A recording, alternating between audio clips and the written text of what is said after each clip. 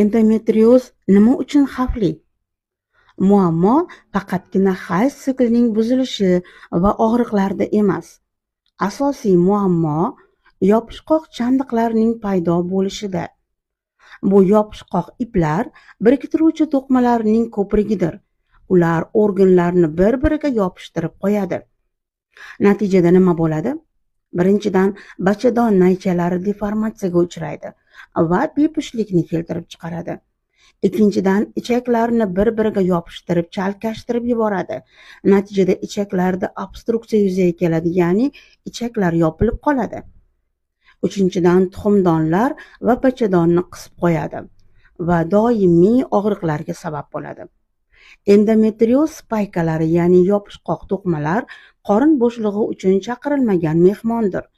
Ular bachadonni o'rab turadigan barcha organlarning anatomik funksiyasini buzadi va qator kasalliklarga sabab bo'ladi. Hurmatli ayollar, ushbu noxush holatga tushmaslik uchun vaqtida tekshiruvdan o'ting.